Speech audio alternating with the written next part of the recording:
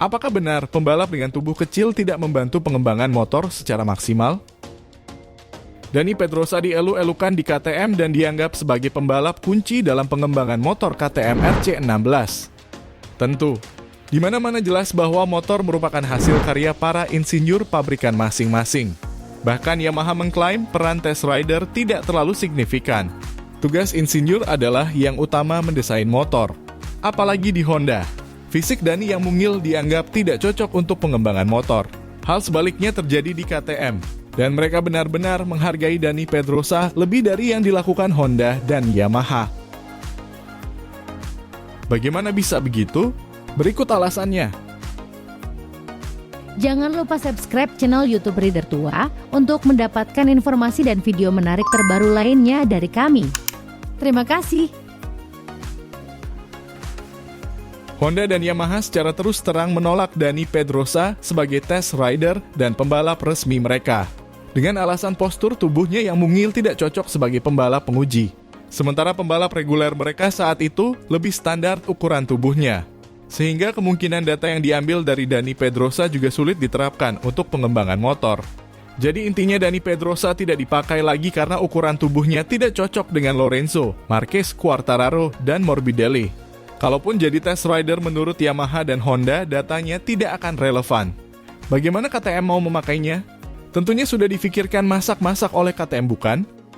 Lin Jarvis pernah berujar, sebagai test rider, tinggi badan berperan, kata Lin Jarvis. Dani Pedrosa pernah ingin keluar dari Repsol Honda di akhir 2016 dan pergi ke Yamaha. Namun Lin Jarvis lebih memilih Maverick Vinales dari Suzuki untuk musim 2017. Secara terang-terangan Lin Jarvis sendiri mengatakan tidak tertarik dengan Pedrosa meskipun Dani dibesarkan oleh sponsor Movistar Yamaha saat itu. Dan meskipun Dani bebas kontrak dan pensiun dari Honda, Lin Jarvis lebih memilih Vinales sebagai pembalap tim resmi. Untuk kebutuhan test rider, Yamaha lebih memilih Jonas Folger. Sementara Honda juga tidak tertarik memakai Dani Pedrosa sebagai test rider. Setelah 13 tahun lamanya membela tim Repsol Honda dan 18 tahun mengabdi di Honda Racing, Dani Pedrosa memutuskan untuk menggantung helm sebelum waktunya. Pembalap Spanyol itu mengalami banyak cedera dan memutuskan untuk berhenti. Mungkin juga karena sudah tidak ada gairah lagi seperti tahun-tahun pertama. Namun setelah berpisah dengan HRC, dia masih menemukan tim yang membutuhkannya di KTM sebagai test rider. Sementara Honda menolak Dani Pedrosa dan tidak membutuhkannya. Seperti dilansir media Spanyol Mundo Deportivo pada 18 Januari 2019, Dani Pedrosa mengomentari perpisahannya dari MotoGP. Anda harus selalu punya fisik 100% untuk bertarung dengan lawan di lintasan. Risiko cedera bagaimanapun bukan alasan mengapa saya memutuskan untuk menyerah. Keinginan untuk bersaing selalu lebih tinggi daripada masalah fisik yang Anda miliki, kata Dani. Pembalap Spanyol itu kemudian melanjutkan bahwa keinginannya untuk bersaing itu selalu membantu dia mengatasi semua masalah fisik. Tetapi dia tidak berhenti balapan hanya karena cedera yang banyak dia alami. Dia selalu berhasil mengikuti balapan meskipun ada masalah. KTM memberi dia proposal yang bagus. Sementara Presiden HRC mengatakan kepadanya bahwa dia tidak percaya Dani memiliki tubuh yang tepat untuk menunjukkan arah yang tepat untuk diikuti oleh tim berdasarkan pembalap saat ini. Saat itu Marquez dan Lorenzo punya ukuran tubuh lebih besar dari Dani dan karenanya Stefan Bradl lebih cocok sebagai test rider Honda.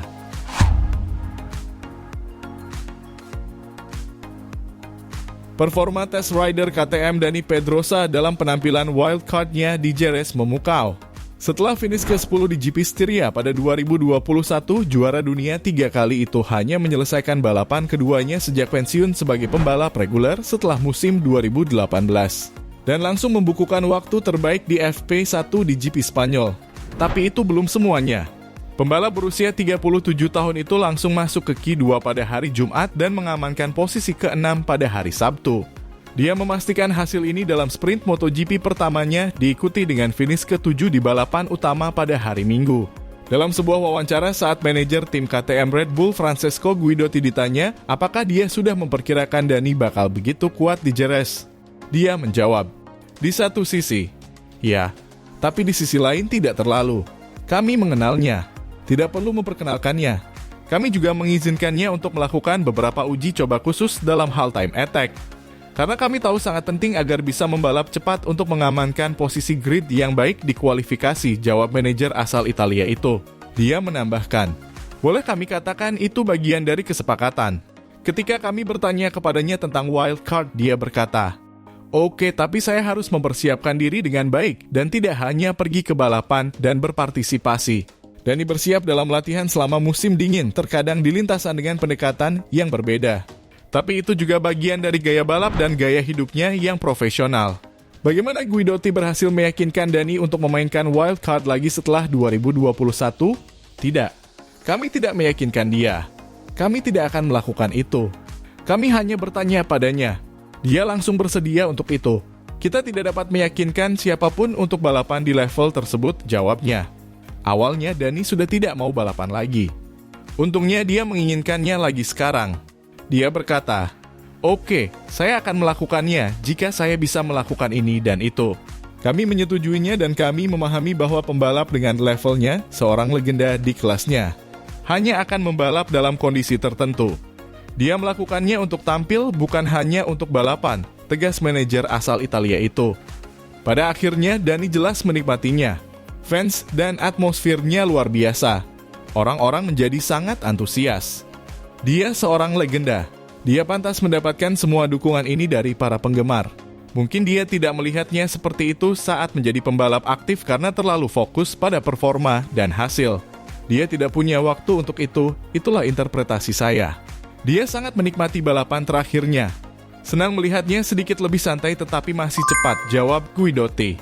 Mengapa Guidotti tidak memanggil Dani sebagai pembalap cadangan untuk Pol Espargaro? Kami tidak menanyakannya karena dia seorang legendaris. Dia pantas dihormati dan tidak bisa menjadi pembalap cadangan. Sejujurnya, kami bahkan tidak menanyakannya. Di masa depan kita akan lihat jika kami harus mengganti salah satu pembalap pabrikan kami. Kami mungkin bertanya padanya terlebih dulu, ujarnya. Guidotti menambahkan, jangan salah paham. Gas-gas adalah tim dengan motor pabrikan. Namun kami tidak ingin mencampur mereka terlalu banyak dan Dani juga merasa seperti pembalap Red Bull KTM. Semuanya sudah disiapkan untuk penggunaan wildcard. Ada terlalu banyak hal untuk dipertimbangkan. Akankah Pedrosa menjalani lebih banyak balapan lagi? Kami merencanakan Jerez dan Misano. Kami sudah menanyakan tentang Misano, tapi kami masih menunggu jawaban Dorna. Jika ada lebih dari 3 permintaan, mereka harus mempertimbangkan siapa yang berhak, jawabnya. Seberapa penting Dani dalam pengembangan motor KTM RC16? Cukup penting. Feeling pembalap yang tumbuh di era 2 tak menurut saya adalah sesuatu yang tidak bisa dimiliki orang lain. Mereka telah mengembangkan gaya balap yang memiliki sesuatu yang istimewa, lanjut Guidotti. Tahukah Guidotti bahwa ada yang bertanya kepada manajer tim Repsol Honda Alberto Puig, apakah dia senang dengan penampilan Dani di GP Spanyol? Itu bukan urusan saya, tegasnya. Alberto sering menyebut bahwa perawakan dan bobot Dani yang ringan menjadi kendala sebagai test rider. Guidotti menjawab, itu tergantung. Menurut kami ini sangat membantu pengembangan motor kami. Itu tidak berarti semua yang dia gunakan bagus untuk pembalap reguler kami, tetapi hardware motornya sama. Bagaimana kita kemudian menyesuaikannya dan menerapkannya dengan gaya balap adalah masalah lain. Namun dia yang memutuskan hardware-nya. Pembalap pabrikan kami dengan gaya balap yang berbeda menganggap mereka baik, pungkas Francesco Guidotti. Augusto Fernandes berbicara tentang pentingnya peran Dani Pedrosa di KTM. Jika Pol Espargaro sebagai rekan satu tim yang tak mampu membantunya, ada pembalap lain yang penting bagi Fernandes. Dia adalah Dani Pedrosa, test rider KTM. Augusto berujar, sejujurnya, yang paling membantu saya adalah ketika kami memiliki Dani Pedrosa di track, di tes di Malaysia, dan di balapan Jerez. Dia mengendarai motor dengan tepat dan telemetri menunjukkan bahwa dia sangat cepat. Di Jerez dia secepat atau lebih cepat dari pembalap pabrikan, kata Augusto kepada media DAZN. Pembalap Spanyol itu juga menjelaskan bahwa lebih mudah baginya untuk melihat data Dani Pedrosa dibandingkan dengan pembalap KTM lainnya. Augusto berujar, data telemetrinya lebih normal dan saya memahaminya. Ketika melihat data Brad Binder, saya melihat saat dia memasuki tikungan jauh lebih cepat dari saya, tetapi saya tidak bisa mengikuti gaya itu, katanya. Bos KTM Pete Beirer sendiri bahkan juga menyikapi tentang ukuran tubuh Dani yang mungil, yang justru lebih banyak keuntungan daripada kerugian untuk pengembangan motor KTM RC16. Motor harus sangat responsif dan mudah dikendalikan. Jika Anda memiliki pembalap yang beratnya mencapai 50 kg, Anda akan membuat motor yang sangat lincah. Keuntungan lain adalah Pedrosa merupakan pembalap KTM pertama yang tidak pernah mengendarai Yamaha. Dani paham sekali dengan mesin V4 yang sempurna dan dapat memberitahu KTM kekuatan dan kelemahan yang perlu dikerjakan. Faktanya tim KTM merasakan perubahan dalam waktu yang singkat. Selain itu di KTM Dani bertemu dengan Mike Leitner, mantan bosnya di tim Honda hingga akhir 2014. Kini jelas, jika Yamaha menganggap peran Test Rider tidak terlalu signifikan atau Honda yang mempermasalahkan ukuran tubuh Dani itu kurang tepat. Peran Dani Pedrosa yang besar di KTM adalah sebuah fakta. Tidak ada untungnya juga KTM berbohong jika Dani Pedrosa benar-benar tidak bermanfaat bagi pengembangan, namun dikatakan berjasa. Buat apa? Kesimpulannya, hardware motor KTM yang menentukan adalah Dani Pedrosa. Dan semua motor yang dipakai adalah sama hasil dari pengembangan Dani. Sementara penyesuaian gaya balap adalah disesuaikan dengan pembalap KTM masing-masing dengan elektronik dan perangkat lainnya. Jadi jelas Dani tidak akan diperlakukan sepenting ini di Honda maupun Yamaha. Bagaimana menurut bro sekalian? Apakah Honda dan Yamaha telah menyia-nyiakan bakat Dani dan membuang berliannya? Silakan tulis pendapat kalian di kolom komentar.